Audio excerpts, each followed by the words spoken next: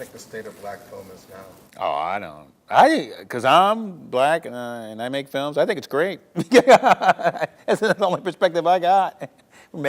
We are making stuff. I'm gonna speak for everybody. We are making stuff. We are exhibiting stuff. I'm coming under budget. With no budget, so it's always under budget.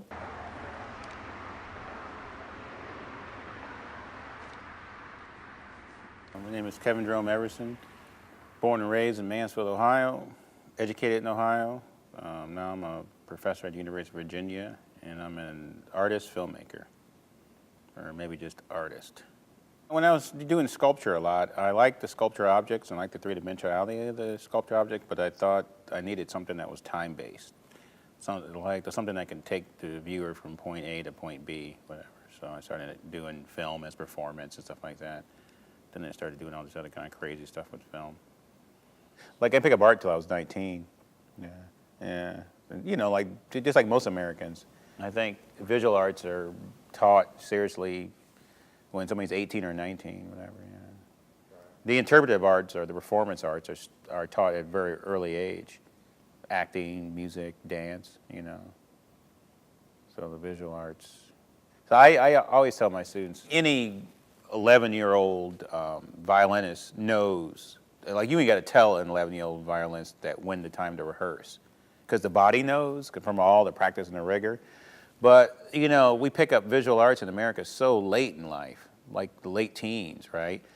And then, so if you're in undergraduate school, you've been doing it for 3 years, the body doesn't know how to practice, so to speak, So, like, it takes some time.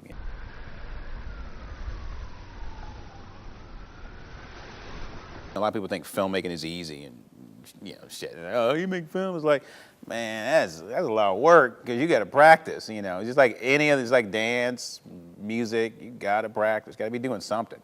Either writing or like chopping up, like editing or shooting or like figuring out space and time and stuff like that. There's a lot of work goes into it, So it's a lot of practice, Well, I guess my MO, prolific, I guess whatever, because I have no life. That's all I do is sit around and make films all day, whatever, yeah. I have a new film called Chevelle, where I'm just showing I tried not to shoot any people, so I shot 2 GM cars being crushed.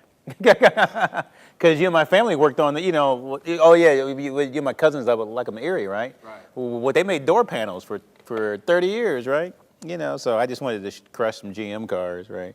Because I figured my cousins had their hands on those things at some point. In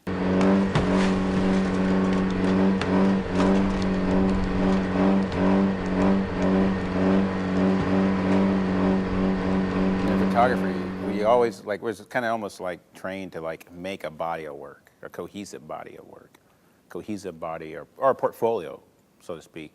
So when I'm making films, it's a portfolio. So it's always like a body of work every year. And sometimes it's one film, but sometimes it's like maybe one feature, like 6 shorts or 4 shorts or like a trilogy of shorts or whatever, just like I just finished this year. So I can look at it, not just one piece, but multiple pieces and kind of move on, see what worked and didn't work and see how my next pieces are going to look, So always just when I used to finish like an art show, either photo or sculpture or whatever, I'd hang the show up and I'd look in the gallery, I'd walk around by myself to see what worked and didn't work. And then so I would take those elements and move on to the next thing.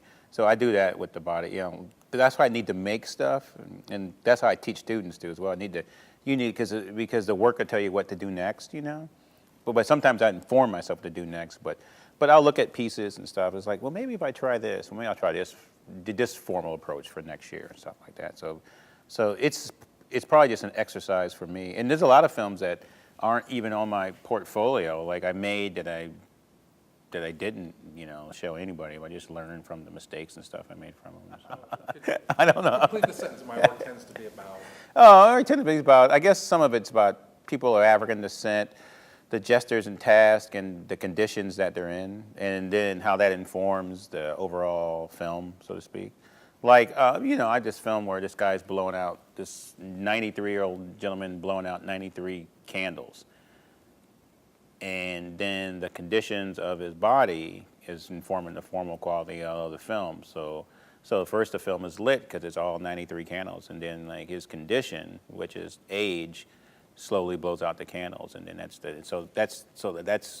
a good example of what I do. Most film festivals, they usually have, they're mostly narrative, stuff like that, and there was usually maybe like an hour slot for experimental stuff, or not at all, whatever, so to speak. I usually see my films about 8 or 9, 10 people like in the world. That's when I'm done. Just let them look at it, and, and then that's it. And I just let it do its magic, so to speak. I owe everything to Madeline Molyneux. She's my co-producer, kind of agent, whatever. She sends all this stuff out, but I think I fit in everywhere. I think it's one of those things where like, yeah, I'm normal. I do this shit, whatever. I fit in, but it's not up to. I think it's up to other people, whatever. I think everybody. I don't know. We got it covered, right? I do my experimental stuff. Somebody does their narrative stuff. We get our village. We have our. Like everybody's doing their thing. I'm Kevin Jerome Everson, and you're watching Real Black.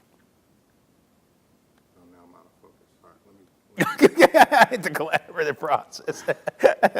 Oh, the focus is probably better if it's out of focus. I think. I was like, yeah, I love the blur.